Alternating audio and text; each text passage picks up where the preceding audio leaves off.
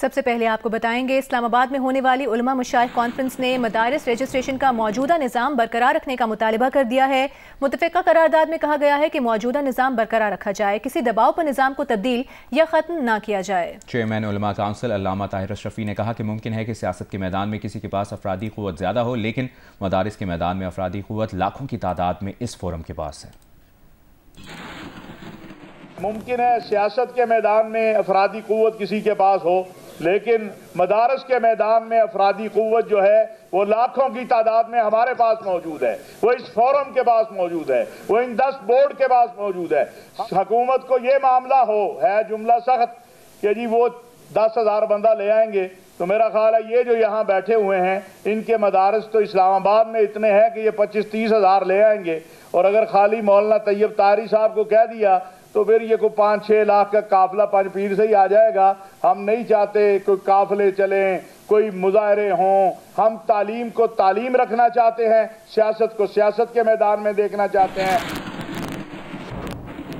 امیر JUI مولانا فضل الرحمان نے کہا ہے کہ علماء کو تقسیم کرنے کی سازش کی جا رہی ہے، علماء کو علماء کے مقابل لایا جا رہا ہے۔ چارسدہ میں گفتگو کرتے ہوئے مولانا فضل الرحمان نے کہا کہ جو علماء آج اسلام آباد میں جمع ہوئے ہم ان کا بھی احترام کرتے ہیں، مگر ان کی جماعت صرف مدارس بورڈز کا نہیں بلکہ ہر مدرسے اور طالب علم کا تحفظ چاہتی ہے۔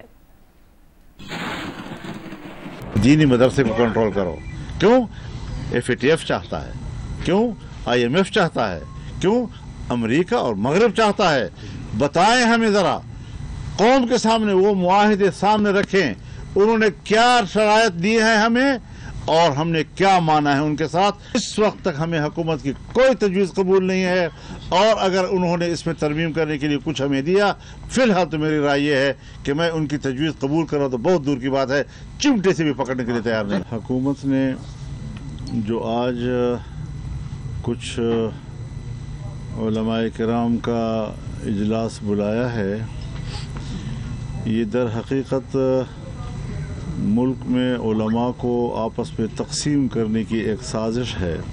علماء کے مقابلے میں علماء کو لایا جا رہا ہے، قوم کو گمراہ کیا جا رہا ہے، مدارس کے طلباء اساتذہ کو ایک عجیب سی کیفیت سے دوچار کیا جا رہا ہے۔ کوئی اضطراب نہیں ہے، کوئی پریشانی نہیں ہے، کوئی اختلاف رائے نہیں ہے، متفقہ ایک ڈرافٹ ہے، سب کا اس پر اتفاق رائے ہے، نئے شیش نہ چھوڑے جائیں۔ وفاقی وزیر اطلاعات عطا طارر نے کہا ہے کہ مدارس رجسٹریشن سے متعلق جو بل منظور ہوا تھا وہ قانونی پیچیدگیوں کی وجہ سے قانون نہیں بن سکا۔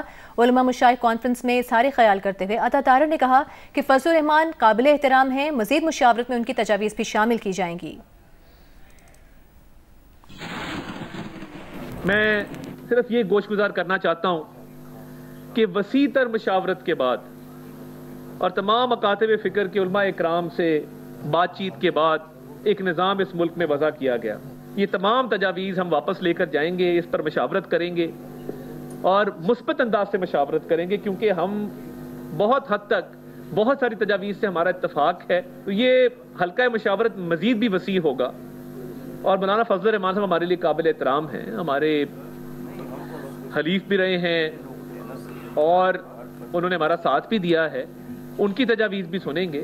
تو ہم چاہتے ہیں کہ اس مسئلے کا کوئی ایسا حل نکلے جو سب کو قابل قبول ہو، جس میں کسی کو کوئی اعتراض نہ ہو۔ جو بل آیا وہ کچھ قانونی پیچیدگیوں کی وجہ سے قانون کی شکل اختیار نہیں کر سکا، اور کیونکہ وہ قانون کی شکل اختیار نہیں کر سکا، ایک ڈیبیٹ نے جنم لیا جدھر ہم بیٹھے ہیں۔ 190 ملین پاؤنڈ ریفرنس میں بانی PTI اور بشرا بی بی نے 342 کے بیانات ریکارڈ کرا دیے۔ توشخانہ 2 کیس میں بانی PTI اور بشرا بی بی پر آج بھی فرد جرم عائد نہ ہو سکی۔ بات کریں گے اس بارے میں نمائندہ جیو نیوز شبیر ڈار سے۔ شبیر، بتائیے گا آج کیا ہوا عدالتی کارروائی میں؟ جی بالکل، بانی PTI اور بشرا بی بی کے خلاف 190 ملین پاؤنڈ ریفرنس فائنلی آخری براعل میں داخل ہو چکا ہے۔ اڈیالہ جیل میں 190 ملین پاؤنڈ ریفرنس پر سماعت احتساب عدالت کے جج ناصر جاوید رانا نے کی ہے۔ بانی PTI کو کمرہ عدالت میں پیش کیا گیا، جبکہ بشرا بی بی 10 سماعتوں کے بعد عدالت پیش ہوئی ہیں۔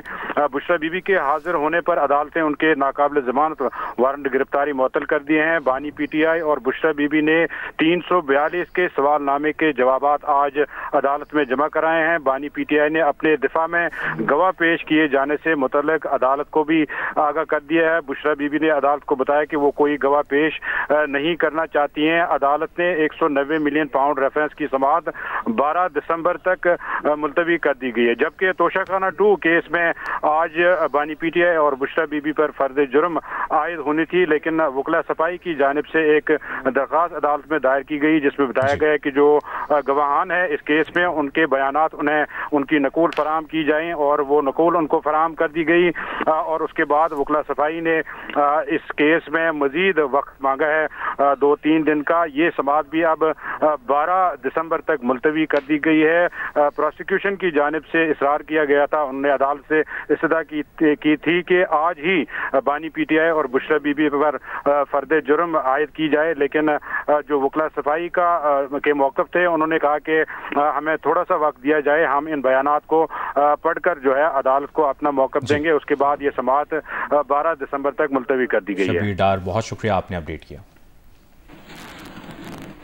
بریک کے بعد آپ کو بتائیں سیکیورٹی فورسز نے ڈیرہ اسماعیل خان کے علاقے کلاچی میں خفیہ اطلاع پر آپریشن کیا ہے، جس کے دوران 2 خوارج ہلاک، 1 زخمی حالت میں گرفتار کر لیا گیا ہے۔ آئی ایس پی آر کے مطابق فورسز نے خوارج کے ٹھکانے کو مؤثر انداز میں نشانہ بنایا۔ قبضے سے اسلحہ اور گولہ بارود برآمد ہوا ہے۔ آئی ایس پی آر کے مطابق ہلاک خوارج سیکیورٹی فورسز اور شہریوں پر دہشت گرد حملوں میں ملوث تھے۔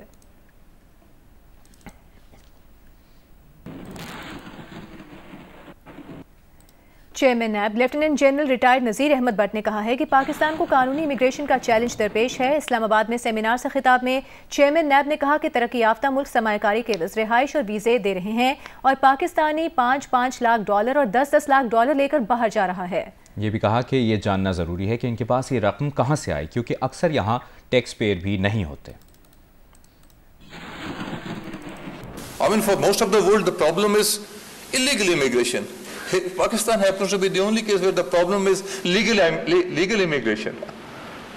There are countries who are offering, second residency, citizenship through investment, and people are doling out $500,000, $250,000.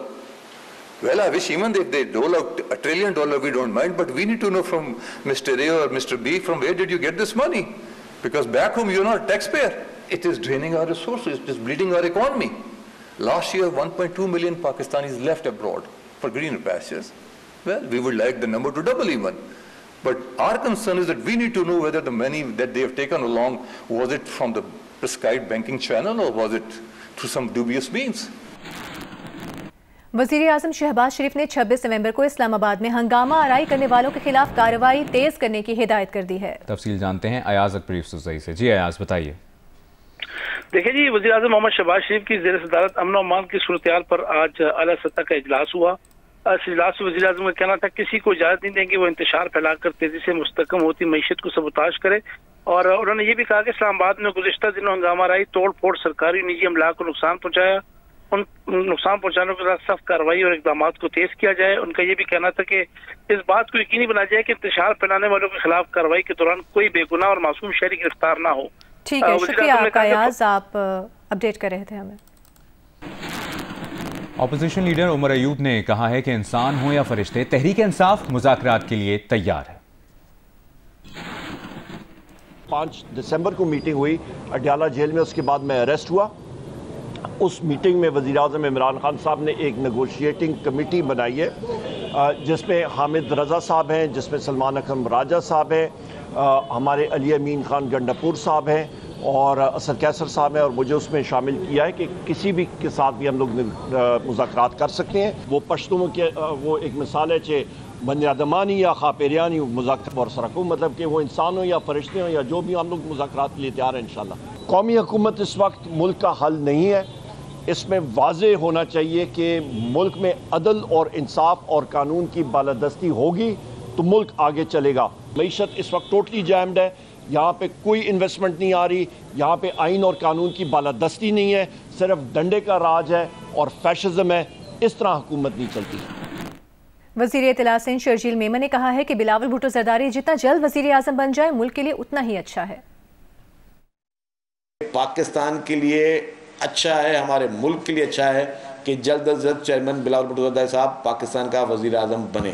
سب سے میچور، سب سے پڑھا لکھا اور نوجوان، کیونکہ ہماری پاپولیشن جو ہے نوجوان زیادہ ہے، نوجوان شخص کوئی اگر پرائم منسٹرشپ کے لیے ایلیجبل ہے تو وہ چیئرمین پاکستان پیپلز پارٹی محترم بلاول بھٹو زرداری صاحب ایلیجبل ہیں. نوجوان بھی ہیں، پڑھے لکھے بھی ہیں، ایز اے فارن منسٹر ان کو تجربہ بھی ہے.